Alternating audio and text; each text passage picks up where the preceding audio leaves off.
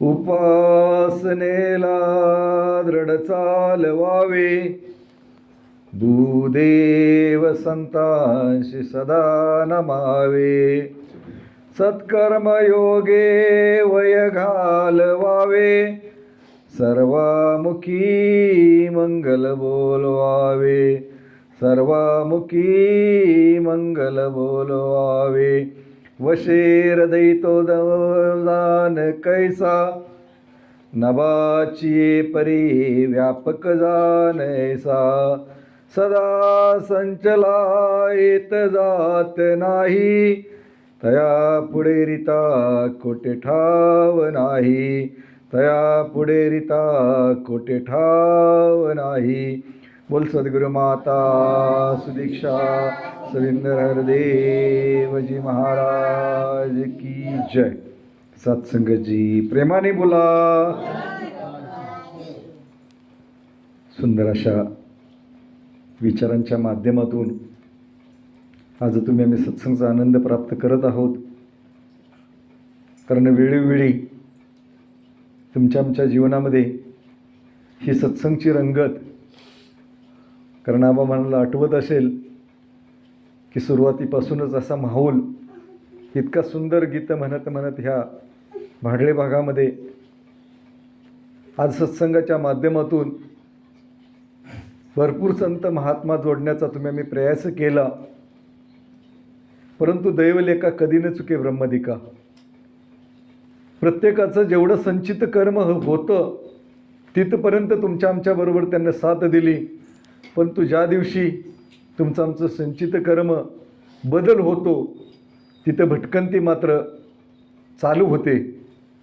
मग आज आमचे गुरुबंधू मनोज कदमजी ज्यावेळेस आमच्या सहवासात यायचे तर त्यावेळेस ते सांगायचे की तुम्ही माझ्याशी जोडू नका, कारण माझं जीवन हे परिवर्तनशील आहे.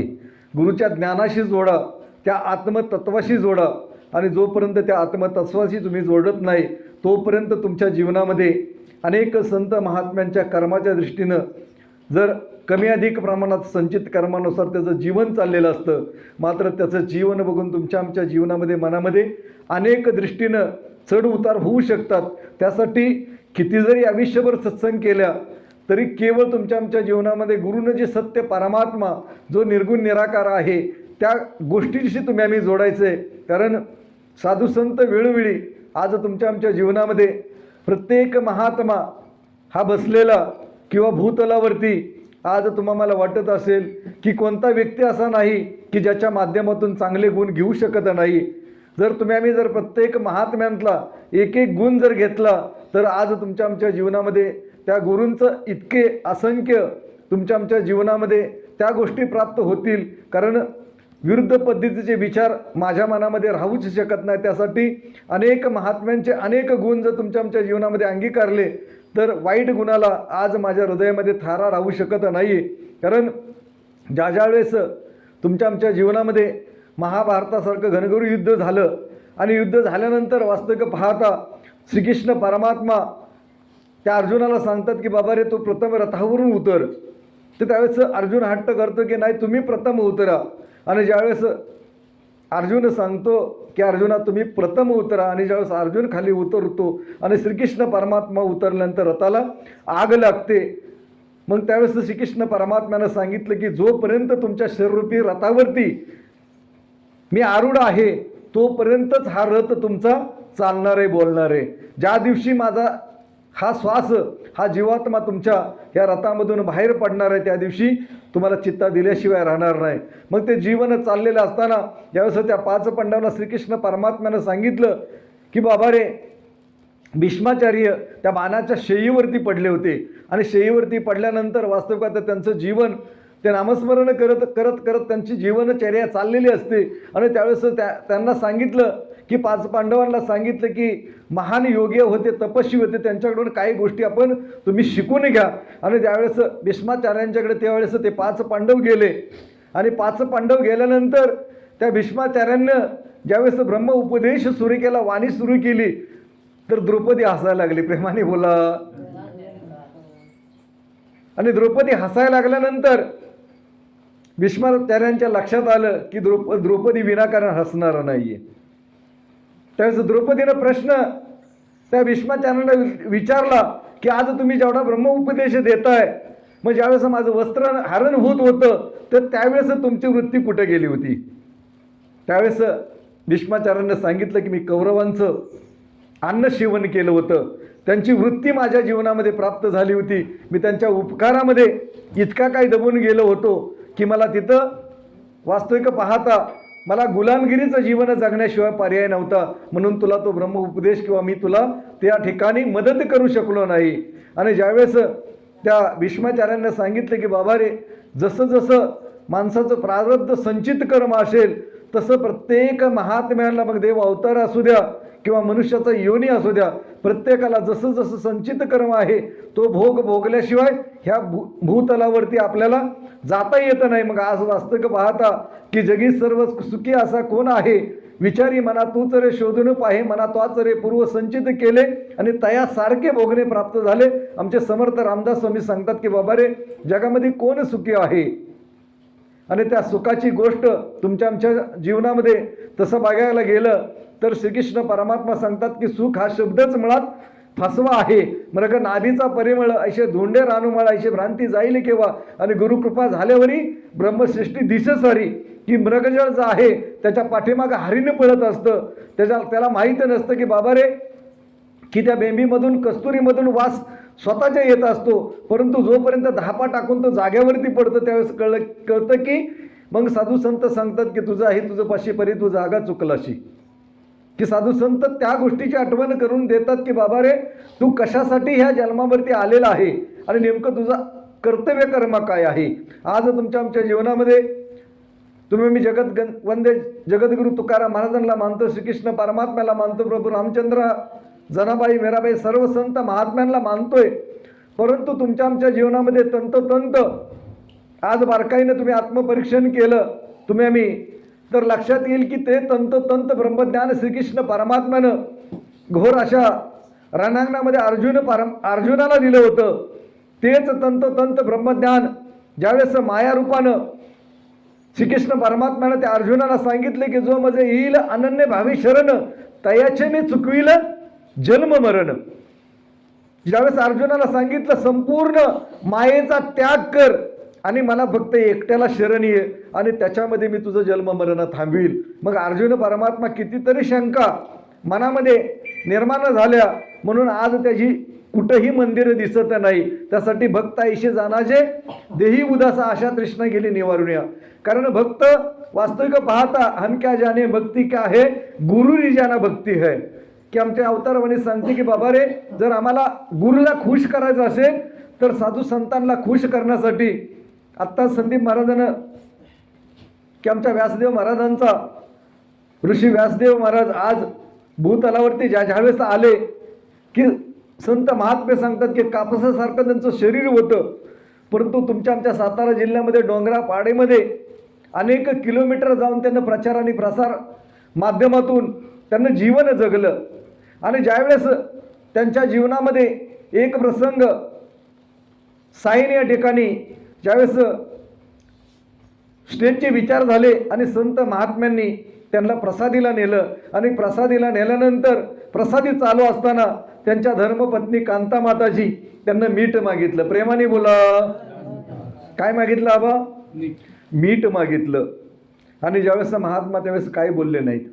आणि ज्यावेळेस परत त्यांचं परिभ्रमण झालं आणि घरी गेल्यानंतर त्या माताजीला सांगितलं एक दिवस मीठ जर खाल्लं नसतं तर मेली असती का. कारण संत महात्मा ज्या ज्याही सेवा देतात त्या सेवा आपण तुमच्या आमच्या जीवनामध्ये गुरुचा प्रसाद म्हणून ग्रहण करायचे असतात. किंतु परंतु न करता आज तुमच्या आमच्या जीवनामध्ये स्वयं बाबाजींचं आज संदीप महाराजांना ग्रुपवरती पाठवलं होतं की जशी शबरी होती की आज रामाची वाट बघत होती. ज्यावेळेस रामाचा जन्म झाला नव्हता आबा महाराज, त्यावेळेस शबरी मातेला सांगितलं की प्रभू रामचंद्र येऊन तुला दर्शन देतील. मग जोपर्यंत त्या मनुष्य देहामध्ये त्या रामाचा अवतार झाला नव्हता त्या दिवसापासून ती शबरी ती वाट पाहत होती.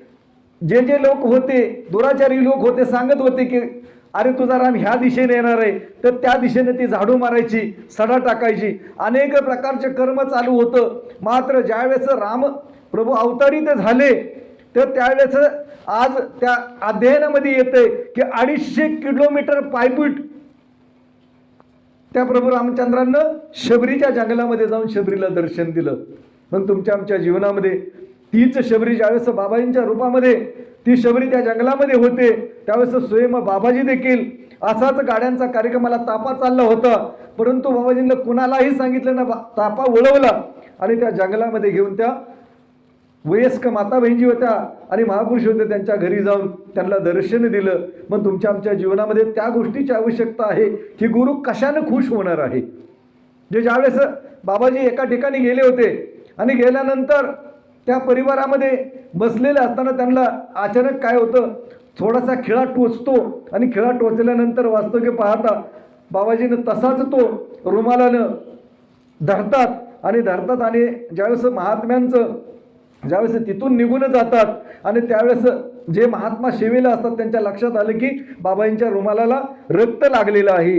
तर त्यावेळेस बाबाजींना विचारलं आम्हाला सांगायचं नाही का, तर त्यावेळेस बाबाजींना सांगितलं अरे त्या ठिकाणी जर मी व्यक्त केलं असतं तर त्या महात्म्याला एवढं मोठं दुःख झालं असतं की बाबाजी माझ्या घरी आले आणि तो खिळा टोचला आणि ते दुःख त्याला सहन झालं नसतं. मग तुमच्या आमच्या जीवनामध्ये आज गुरु आणि संत ह्यांचा जर विचार करायला गेला तर साधू संत सांगतात अमृत अनुभव ह्या ग्रंथामध्ये ज्ञानेश्वर माऊली सांगते की बाबा रे की हे गवताची काडी ते संपूर्ण ब्रह्मांडाची निर्मिती, त्याच्यामध्ये परमात्मा हजर नाहीर आहे.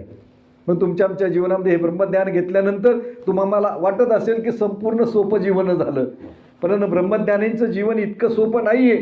पावलोपावली त्यांच्या जीवनामध्ये आज सद्गुरूचं ज्ञान समोर ठेवून जीवन जगण्यासाठी तुमच्या आमच्या जीवनामध्ये परमात्म्यानं आज आम्हाला ब्रह्मज्ञान दिलेलं आहे. मग आज तुमच्या आमच्या जीवनामध्ये आपण महाराजांना सांगितलं अनेक घटना जीवनामध्ये येतात, भावभावकीच्या माध्यमातून, शेजाऱ्यांच्या माध्यमातून, मित्र परिवारांच्या माध्यमातून अनेक घटना की मनाला ज्या मन पटणाऱ्या घटना समोर येतात. त्यावेळेस देखील माझा क्रोध अनावर होतो, परंतु कोणत्या ना कोणत्या रूपामध्ये गुरु महात्मा पाठवून तो क्रोध कमी करून आज गुरुच्या भावनेमध्ये आज त्यावेळेस आपल्याला तुम्हाला त्या अवस्थेमध्ये आणतो. मग आज तुमच्या आमच्या जीवनामध्ये हे ब्रह्मज्ञान इतकं सुंदर आणि अमूलिक आहे, कारण अमूलिक रत्न जोडीने तुझं ब्रह्मबीज न आठविशी, ते ब्रह्मबीज तुमच्या आमच्या जीवनामध्ये समर्थ सद्गुरूनं आज तुम्हाला ती दृष्टी दिलेली आहे की आज तुमच्या आमच्या जीवनामध्ये चालत असताना आज सांसारिक दृष्टीनं तुम्ही मी बघत असतो की आज आजूबाजूला कितीतरी जनसमुदाय आहे, परंतु कितीतरी लोक आहेत की ते आज जगदाळे महाराज कितीतरी वर्ष गावातील लोकांना अनेक कार्यक्रम झाले, सांगण्याचा प्रयास केला की या सद्गुरूच्या चरणावरती इथं आल्यानंतर सुंदर असं जीवन होतं, जीवनाचा कायापाला होतो, जन्ममरण थांबलं जातं, परंतु लोक ऐकतात पण ऐकत नाहीत, कारण त्यांचं संचित कर्म त्यांना ऐकून देत नाही. मग आज तुमच्या आमच्या जीवनामध्ये ज्या गोष्टीसाठी तुम्हाला समर्थ सद्गुरूने निवडलेलं आहे, कारण आमचे काशीनाथ कर्मे नेहमी गीत गायचे की अरे या लहान तोर करा करा व्यापार, वाटितो धन हे महान, उघडले बाबाने दुकान.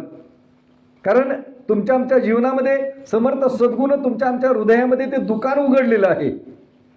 सकाळी उठल्यापासून संध्याकाळी झोपेपर्यंत तुमच्या जीवनामध्ये अनेक ग्राहक येतात आणि त्या ग्राहक कोणत्या भावनेनं तुमच्यापर्यंत येतात, कारण तुम्ही निरंकारी मिशनच्या सत्संगला आहे, तुम्ही ब्रह्म उपदेश घेतलेला आहे, चांगल्या विचारामध्ये आम्ही आज बसत आहोत. मग वास्तविकता एखाद्या संत महात्म्याला जर कुंभार माताजी जर निंदा केली, एखाद्या महात्म्याला विषयी जर चुकीचं बोलला तर तुम्हाला राग येतो, प्रेमाने बोला येतो की नाही, राग येतो की बाबा रे का आमच्या महात्म्याविषयी असं बोलतोय. त्यावेळेस देखील तुमच्या आमच्या महात्म्याची काहीतरी कळत न कळत चूक झालेली असते, म्हणून ते समाजातील लोक बोलत असतात, कारण आम्हाला चूक करण्याचा अधिकार आज राहिलेला नाही. जोपर्यंत अज्ञानी मुलगा असतो, लहान मूल असतं, जोपर्यंत आई कुठपर्यंत माफ करते, जोपर्यंत त्याच्या बुद्धीचा विकास होत नाही, त्याला कळत नाही, तोपर्यंत माफ करते, परंतु ज्यावेळेस कळल्यानंतर त्याला धपाटणे असतात. मग जोपर्यंत तुमच्या आमच्या जीवनामध्ये आज समर्थ सद्गुरूनं तर तुम्हाला ती दृष्टी दिली, ती दिव्य दृष्टी दिली की बाबा रे, सकाळी उठल्यापासून संध्याकाळी झोपेपर्यंत समर्थ सद्गुरू माझी दृष्टी संपूर्ण जो कालचक्र कर्म आहे तो उघड्या डोळ्याने पाहतोय नव्हे, झोपेच्या अवस्थेत सुद्धा तो परमात्मा मला आज जीवन जगण्याची कला शिकवतोय नव्हे, सकाळी उठवतोय. मग आज तुमच्या आमच्या जीवनामध्ये सद्गुरूची सौगात आणि आपली अवकात ती न विसरता केवळ समर्थ सद्गुरूची कृपा आपण मानली पाहिजे. कारण आज सामाजिक दृष्टीनं इतकी विरुद्ध प्रवृत्तीची आज लोक निर्माण झालेली आहेत. सहज जरी एखाद्याला धक्का लागला तरी असं त्या माणसाला वाटतंय की बाबा रे, तलवार घेऊन एखाद्याला मारून टाकावं, इतका क्रोध निर्माण होतो. इतकं क्रोधानं संपूर्ण हे आज जग व्यापलेलं आहे. आणि त्या सगळ्या क्रोधाच्या जगाच्या माध्यमातून सद्गुरूनं तुम्हाला निवडलेलं आहे. मग आज तुमच्या आमच्या जीवनामध्ये तुम्हाला पाणी बनण्याची आवश्यकता आहे. कारण हम क्या जाने भक्ती क्या है, गुरुरी जाना भक्ती आहे. कारण गुरुला खुश करण्यासाठी वेळोवेळी तुमच्या जीवनामध्ये तुमच्या मनाच्या विरुद्ध प्रसंग येणार आहेत. एकनाथी भागवत या पवित्र ग्रंथामध्ये तसा आधार घेईल. प्रेमाने बोला की ज्यावेळेस ह्या ब्रह्मज्ञान प्राप्त होतं, त्या परमपुरुषाला जे ब्रह्मज्ञान प्राप्त होतो तो जगामध्ये सांगण्यासाठी गुरतच नाही म्हणतात. प्रेमाने बोला. त्याला दृष्टांत हरिपाठाचा दास घेईल की कापुऱ्याच्या वाती उजळलेल्या ज्योती ठाईच समाप्ती झाली जैशी. कापरानं जळावं आणि स्वतःचं अस्तित्व संपवत. तसं ब्रह्मज्ञानी महात्म्याचं ज्या दिवशी ब्रह्मज्ञान घेतलं त्याचं शारीरिक रूपानं ते आयुष्य तिथं संपतं. मग तुमच्या आमच्या जीवनामध्ये त्यासाठी श्रीकृष्ण परमात्मा उद्धवाला सांगतोय तो सांगण्यासाठी उरतच नाही. मग आज दृष्टांत वेळोवेळी देतो की एखाद्या नदीमध्ये जर एखादा वणका वाहत चालला तर त्या वणक्याच्या मनात आलं परत फिरता येतंय का? फिरू शकतोय का? तो फिरू शकत नाही. तसा ब्रह्मज्ञानी संताला एकदा ब्रह्मज्ञान उपदेश झाला तर त्याला किंतु परंतु बोलण्याचा अधिकार राहतच नाही. कारण ठेविले अनंत्य तैसेची राहावे. काय सांगितलं? ठेविले अनंत्य तैसेची राहावे, चित्ती असू द्यावे समाधान, वाहिल्या उद्योग दुःखाचे केवळ, आणि भोगणे हे फळ संचिता ते तुका म्हणे घालून तयावरी वार आणि वाहू हा संसार ऋषी. काय सांगतात की संचित कर्मानुसार संत महात्म्यानं आलेलं जीवन. प्रभू रामचंद्र ज्यावेळेस सीतेचं हरण झालं, समयाचा अवतार होते, प्रभू रामचंद्र अवतार होते, ते त्यावेळेस त्या झाडांना, पक्ष्यांना, फुलांना विचारतात की माझी सीता कुठे आहे. मग त्याला माहिती नव्हतं का? परंतु तरी देखील मनुष्य देहाचा, मनुष्य योनीचा कालचक्राचा नियम प्रभू रामचंद्रांनी मोडला नाही. मग तुम्हाला मोडण्याचा अधिकार आहे का? आज तुमच्या आमच्या जीवनावर ज्या वेळेस समर्थ सद्गुरू येतो दास दुसऱ्या बाजूने समजवण्याचा प्रयास करेल. ज्यावेळेस गोपीनाथ बामगुडे आमचे गीतकार आहेत ते संपूर्ण ज्यावेळेस निरंकारी मिशनचे संत समागम असतात तिथं गेटची सेवा करतात त्यांची टीम. आणि त्यावेळेस त्यांच्या कोकणामध्ये जाण्याचा बाबाजींच्या बरोबर संत महात्म्यांना एक योग निर्माण झाला होता. आणि योग निर्माण झाल्यानंतर गोपीनाथ बामगुडे महाराजांची शेती होती, शेतीमध्ये फळांची बागा होती. प्रेमाने बोला. आणि फळांच्या बागा म्हणल्यानंतर बाबाजींना त्या फळांच्या बागेमध्ये त्या महात्म्यांना घेऊन गेले, बाबाजींना खुर्चीवर बसवलं आणि संत महात्म्यांनी फळांच्या बागा फळं बघितल्यानंतर संत महात्मे त्या खाण्याच्या दृष्टीने पळत सुटले आणि बाबाजी एका जाग्यावर बसलेले आहेत. सर्व महात्मे खाऊन पिऊन आल्यानंतर बाबाजींनी विचारलं, पुराणे आदती अभि तक भुले नाही का? ज्यावेळेस वानर सेनेमध्ये तुम्ही आम्ही होतो त्यावेळेस बाबाजींनी सांगितलं तर आदत तुमची अजून काही गेली नाही का? मग तुमच्या आमच्या ज्यावेळेस समर्थ सद्गुरू मनुष्याच्या देहामध्ये आज ज्यावेळेस भूतलावरती येतो त्या भक्तांना देखील जन्माला घालतो. म्हणून तुका म्हणे आम्ही सुख घालावे जन्माशी सांगितलं की ह्याची दान दे का देवा तुझा विसरण होगा. मग वास्तविक आता त्यावेळेस तुकारामानं सांगितलं की सुखानं आम्हाला गर्भवास दे आणि आम्हाला तू ज्यावेळेस जन्माला येशील त्यावेळेस आम्हाला जन्माला घाल आणि हे भक्तीचं दान दे. मग तुमच्या आमच्या जीवनामध्ये समर्थ सद्गुरूच्या कृपा आशीर्वादानं ती गोष्ट प्राप्त झाली की जे ब्रह्मज्ञान आज तुमच्या आमच्या जीवनामध्ये अनेक देवी देवता ऋषीमुनी कितीतरी हजारो वर्ष हिमाचलामध्ये तप करत बसलेत की या परमात्म्याने मला दर्शन द्यावं. अनेक शरीराला पीडा देत आहेत परंतु परमात्मा त्यांना दर्शन देत नाही. परंतु तुमचं आमचं थोर मोठं भाग्य आहे की बाबा रे तुमच्या आमच्या जीवनामध्ये कोट्यावधी जन्माचं पाप आणि पुण्य समसमान झालं, त्यावेळेस समर्थ सद्गुरू तुमच्या आमच्या जीवनामध्ये ब्रह्मदृष्टी कृपा कटाक्ष मज न्याहाळले अमरपदी वंशविले. त्या अमरपदावरती सद्गुरूनं दृष्टी तुमच्या आमच्या जीवनामध्ये प्राप्त झाली आणि आम्हाला अमरपदावरती बसवलं. मग आज तुमच्या आमच्या जीवनामध्ये ते जीवन जगत असताना शंकर पार्वतीचा संवाद आहे. त्यावेळेस शंकर पार्वतीचं जीवन चाललेलं होतं आणि त्यावेळेस अनेक गोष्टी ते पार्वतीला सांगत होते. जसं नवरा बायको आणि तुम्ही आम्ही जे एकामेकाला ब्रह्मज्ञान घेऊन त्या गोष्टी चिंतन करत असतो, त्या चिंतन परंतु नारद सांगतात की बाबा रे तू एक गोष्ट तुला माहीत आहे का. त्या पार्वतीला सांगितलं की शंकराच्या गळ्यामध्ये ज्या मुंडक्याची माळ आहे त्या गोष्टीविषयी तुला रहस्य सांगितलंय. नारदानं काडी लावून दिली. प्रेमाने बोला. आता नारदाने लावून दिली आणि ज्यावेळेस शंकर परमात्म्याला सांगितलं की बाबा रे तुम्ही सर्व काही गोष्टी मला सांगितल्या, पण तुमच्या गळ्यामध्ये मुंडक्याची माळ आहे त्याचं रहस्य मला कधीच सांगितलं नाही. अगं पार्वती तुला ज्यावेळेस प्रासंगिक रूपाने वेळ येईल त्यावेळेस सांगेल. त्यावेळेस पार्वती नाही म्हणले.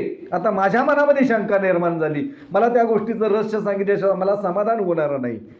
तर त्यावेळेस सांगितलं ज्यावेळेस अवताराला तू माझ्याबरोबर येत होती आणि ज्यावेळेस तुझं देहाचं ज्यावेळेस ब्रह्मलीन होत होती त्यावेळेस मला शोक निर्माण होत होता.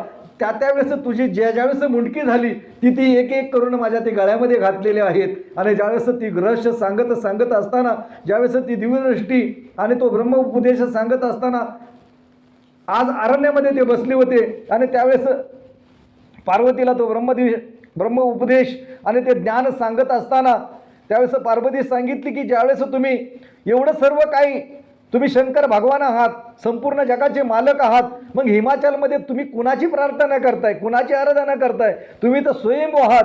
तर त्यानं सांगितलं की जो निर्गुण निराकार परमात्मा आहे त्याची मी आराधना करतोय, मी त्याचं चिंतन करतोय. तर त्यावेळेस मला त्या परमात्म्याची जाणीव करून घेण्याची आज मला ती दृष्टी प्राप्त करून द्या. त्यावेळेस शंकर परमात्म्यानं सांगितलं की बाबा रे ही जर दृष्टी तुला दिली तर तुला जागृत अवस्थेमध्ये राहावं लागेल. चुकून तुझं निद्रा लागली तर ती गोष्ट बाधक ठरेल. आणि ज्यावेळेस श्रीकृष्ण वास्तविक आता शंकर परमात्मा ज्यावेळेस त्या हिमाचलमध्ये त्यांना दिव्यदृष्टी देत होते आणि त्यावेळेस पार्वतीला सांगितलं की पार्वतीने सांगितलं मी तुम्हाला हुंकार देईल आणि हुंकार दिल्यानंतर समजायचं की मी जागी आहे. प्रेमाने बोला. आणि ज्यावेळेस ती हुंकार देत ती दिव्यदृष्टी देत असताना पार्वतीची झोप लागली. परंतु एका राग पोपटानं त्या अंड्यामध्ये वास्तविकत आता ते अंड विकलं, आज ते जन्माला येणार होतं आणि त्या अवस्थेमध्ये पार्वतीची झोप लागली आणि त्या अंड्यामध्ये वास्तविक आता पोपटाच्या पिल्लानं ते ब्रह्मज्ञान झालं. आणि ब्रह्मज्ञान झाल्यानंतर ज्यावेळेस शंकर परमात्म्यानं ज्यावेळेस ती दृष्टी संपूर्ण ज्ञान खोलल्यानंतर ज्यावेळेस त्यांना डोळं उघडलं तर लक्षात आलं की पार्वती जर झोपली मग हुंकार कोण देत होतं. आणि त्या ज्यावेळेस त्याला आजूबाजूला बघितलं त्या दृष्टीनं त्या अंड्यामध्ये नुकतंच पिल्लानं जन्म घेतला होता. आणि ज्यावेळेस ते शंकर परमात्मा ज्यावेळेस त्याच्याकडे यायला लागले ते भीतीनं जसं निघून गेलं. ते सरळ वशिष्ठ मुनी होते, त्यांच्या पत्नीनं जांभळी तिथे दिली आणि जांभळीच्या माध्यमातून ते आज जो राघूचं पिल्लू होतं ते डायरेक्ट त्याच्या पोटामध्ये गेलं. प्रेमाने बोला. आणि पोटामध्ये गेल्यानंतर आज तुम्हाला माहिती आहे की शुकमुनी 12 वर्ष आईच्या उदरामध्ये होते. किती वर्ष? आणि 12 वर्ष उदरामध्ये होते. आणि 12 वर्षानंतर ज्यावेळेस जन्माला आले आणि जन्माला आल्यानंतर ते पळतच सुटले. आणि पळत सुटल्यानंतर त्या पित्याचा शोक म्हणून आज व्यासमुनी त्यांच्या मागं पळत सुटले. आणि मागं पळत सुटल्यानंतर ज्यावेळेस एका नदीच्या कडेला अनेक सुवासिनी ज्यावेळेस गंगेचं स्नान करत होत्या आणि बराच लांब शुकमुनी पळत होते. आणि मात्र शुकमुनी पळत गेले पण सुवासिनींच्या लक्षात आलं की बाबा रे हे ब्रह्म स्वरूप महात्मा आहेत. त्यांना ती लज्जा वाटली नाही. परंतु ज्यावेळेस व्यास तिथून गेले त्यावेळेस लगबगीनं त्या सुवासिनीनं लगोलग आपापली कपडे घातली आणि आपली लज्जा वाचवली. त्यावेळेस त्या वशिष्ठांनी विचारलं की एवढा मोठा 12 वर्षाचा माझा मुलगा तो गेला तर तुम्हाला लज्जा वाटली नाही. तर त्यावेळेस सांगितलं काम क्रोध मोह मद मत्सर ह्या गोष्टीचा कोणताही त्या हृदयावरती त्यांच्या मनामध्ये तो लोभ नसल्यामुळे आम्हाला त्यांची दृष्टी ब्रह्मस्वरूप वाटली म्हणून आम्हाला ती लज्जा वाटली नाही. मग आज तुमच्या आमच्या जीवनामध्ये ज्या शुक मुनीनं, कारण आबा जगामध्ये एकच असा मुनी होऊन गेला की त्यानं वैराग्य जे प्राप्त केलं की वास्तविक पाहता काम क्रोध मोह मद मत्सर ह्या गोष्टीपासून तो अलिप्त राहिला. ज्यानं अनेक दास नेहमी सांगतो की परीक्षित राजाला ज्यानं ब्रह्मज्ञान दिलं, त्या ब्रह्मज्ञानाच्या माध्यमातून त्याचा उद्धार केला. मग तुमच्या आमच्या जीवनामध्ये जीवन जगत असताना आज त्या गोष्टीची आवश्यकता आहे की प्रभू रामचंद्र ज्यावेळेस जीवन जगत असताना त्यांना मर्यादा पुरुषम म्हणून त्यांची आज त्यांना उपाधी प्राप्त झाली. परंतु तरी देखील त्यांच्या जीवनामध्ये अनेक गोष्टी आल्या, परंतु संसाराच्या नियमाप्रमाणे त्यांचं जीवन जगले.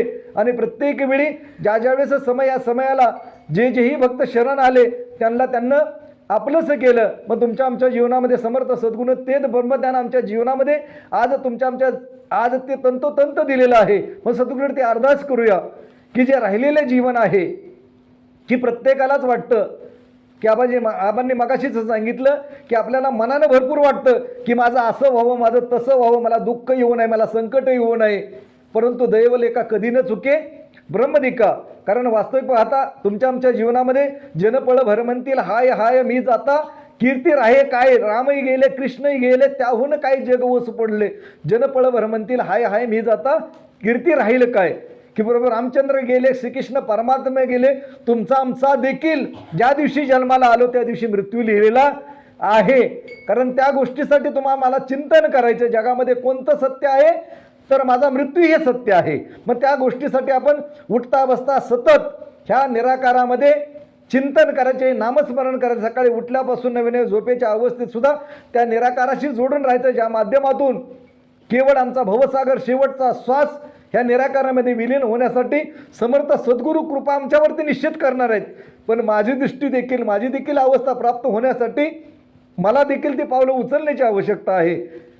ज्यावेळेस खोपडे महाराज नाझरे या ठिकाणी जुलीतचा कार्यक्रम झाला आणि ऋषी व्यासदेव महाराज त्यांची आज ज्यावेळेस झोपायची व्यवस्था केली आणि झोपायची व्यवस्था केल्यानंतर त्या बाजेवरती झोपले होते आणि खोपडे महाराज सांगत होते त्यांची निद्रा लागली आणि निद्रा लागल्यानंतर तुईनंकार मैत्री शरणा मैनू बक्षलं त्या बाजेमधून स्वर चालले होते.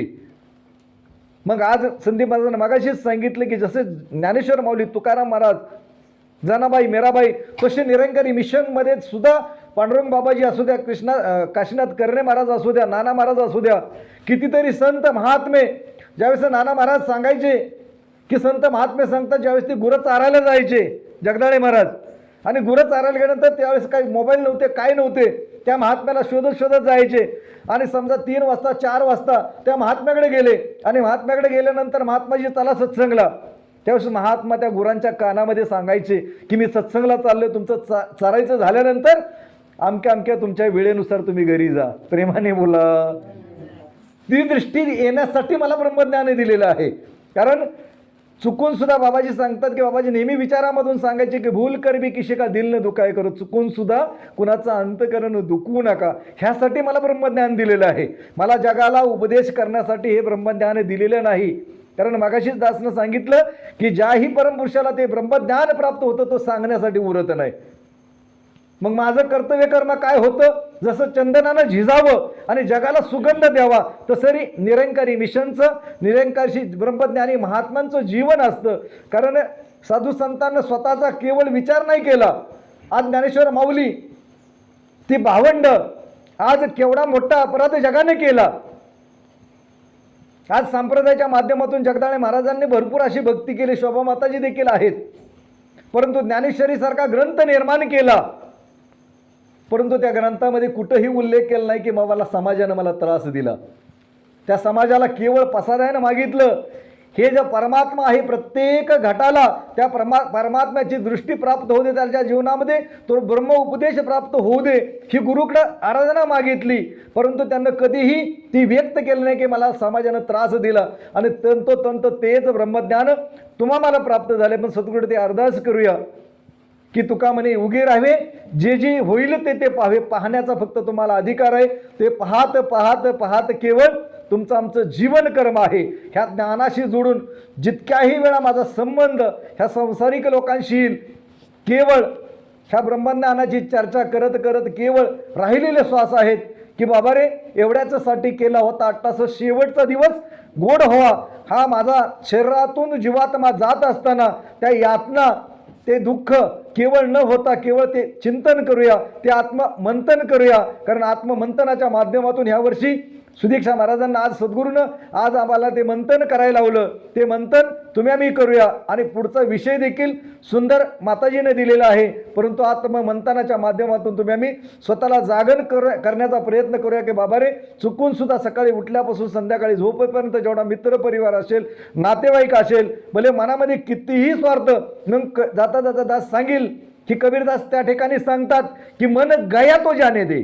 प्रेमाने बोला, मन गया तो जाने दे, मत जाने दे शरीर. अरे शरीर ही नाही गया तो कहाँ से जाएगा तीर.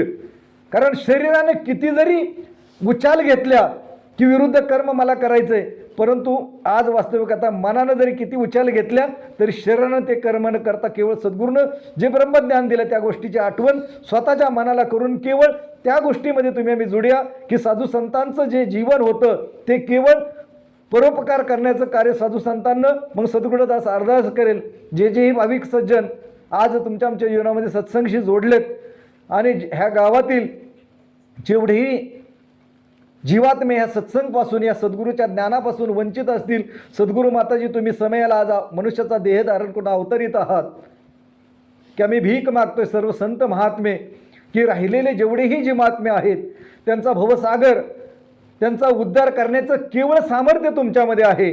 ते कृपा करा. आमच्या माध्यमातून आम्ही कर्माच्या माध्यमातून तो प्रयत्नाने प्रयास करू, पण कृपा कटाक्षानं त्यांना तुम्हाला सत्संग आणण्याची येण्याची जी सुबुद्धी आहे तो तुम्ही त्या प्रत्येक घटाला द्या. आणि आमच्या जीवनामध्ये आज सुखाच्या पलीकडं संपूर्ण आमचं त्या आज सुखाच्या राशीवरती तुम्हाला जसं बसवलंय त्या प्रत्येक जीवात्म्याला हे ब्रह्मज्ञान प्राप्त करून त्यांच्या जीवनामध्ये देखील जो चाललेला हाकार तो बाजूला होऊन कलीचा प्रताप कमी होऊन त्यांच्या जीवनामध्ये ती ब्रह्मदृष्टी प्राप्त व्हावी ही सद्गुरू अरदास. प्रेमाने बोला.